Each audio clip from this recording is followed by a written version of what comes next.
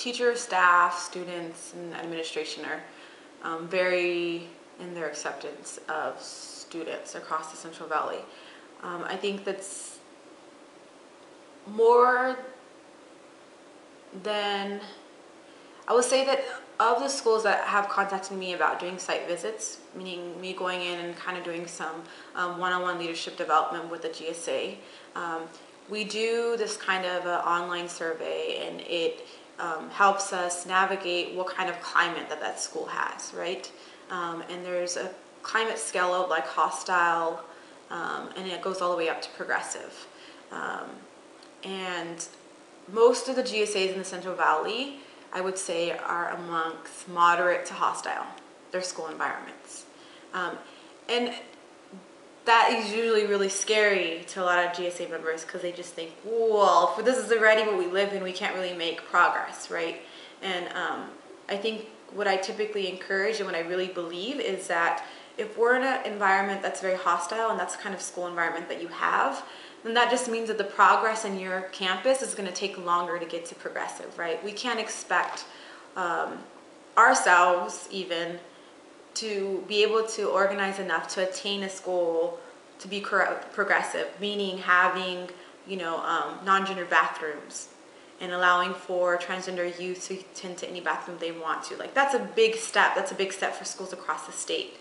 Now, that doesn't mean that your school should have the kind of crutch to say, well, we live in a very conservative area, these things are going to come slowly.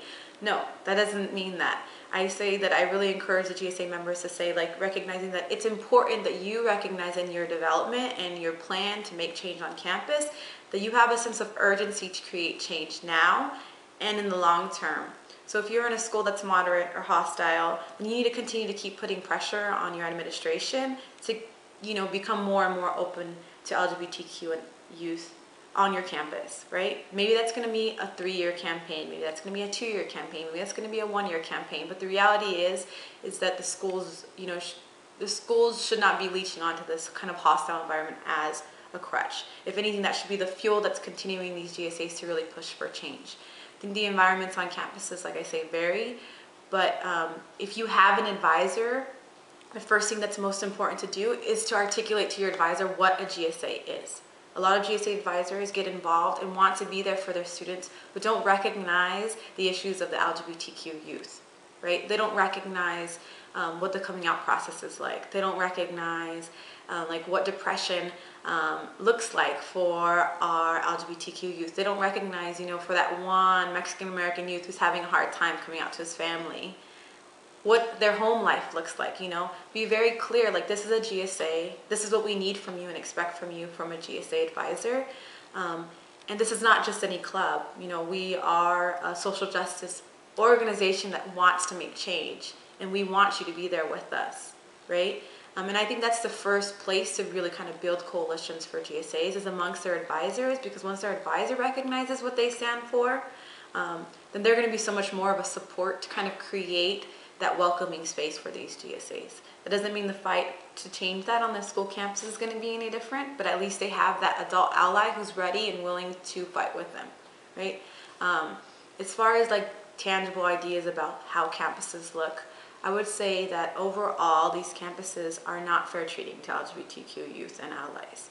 We hear multiple instances where GSA club posters are torn down and every other club's posters are left up. We hear instances where they're only given a slab of chalk area for advertising on club day when every other club is given the whole campus, right? We hear a lot of instances where principals are assigning GSA advisors instead of allowing the youth to find their own advisors, right? And what does that say? Does that say that the advisor is going to be really, really dedicated to the mission? Probably not, right?